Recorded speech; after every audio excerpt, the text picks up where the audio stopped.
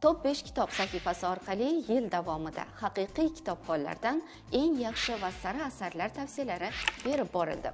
Bugun 2025-yilda eng ko'p sotilgan va sahifamiz qahramonlari tomonidan tavsiya etilgan asarlarni sanab o'tamiz. Boshqacha aytganda, yil sarhisobini qilamiz. Demak, boshladik. Avvalo sahifamizda ishtirok etgan qahramonlar tomonidan eng ko'p tavsiya etilgan asarni aytib o'tsak. Bu kitob Dunyoning ishlari qissasi. O'zbekiston xalq yozuvchisi O'tkir Hoshimov qalamiga mansub ushbu qissa ko'plab mutolaasevarlarning qalbidan joy olgani shubhasiz. Jonli va hayotiy tasvirlar kitobxonni o'ziga rom qiladi. Mo'tabar onajonlarimizning qadrini yanada teranroq anglashga, ularga bo'lgan mehr-muhabbatimizning ortishiga xizmat qiladigan bu asar hali yana ko'plab qalblarni zabt etadi.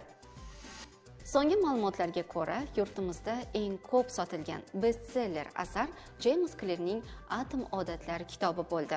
Hayotdagi katta natijalar kichik o'zgarishlardan boshlanadi. Asarning asosiy g'oyasi shu. Masalan, xona qorong'u bo'lsa, chiroqni qidirishga tushamiz yoki telefonimizga SMS xabar kelsa, uni tezroq avtomatik ravishda ochib o'qishga intilamiz. Ya'ni ishora bo'lishi bilan tanamiz xotiraga yozilgan harakatni bajarishga tushadi. Xuddi shu tizimni yaxshi odatlarni shakllantirishga qo'llash zarur. Shunda o'zingiz istagan natijaga erishasiz. Atom odatlar muvaffaqiyatga yetaklovchi qo'llanma. Yana bir bestseller asar Malcolm Gladwellning Zukkolar va landovurlar kitobi.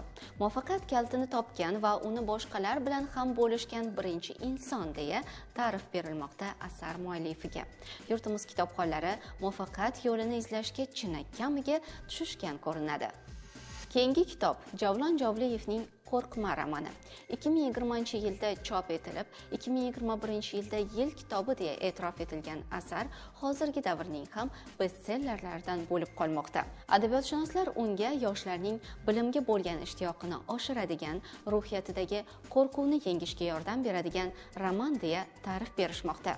Badiiy so'z jozibasi, o'tmishning achchiq xotiralari uyg'unlashgan roman mutolaa vaqtingizni mazmunga to'ldiradi.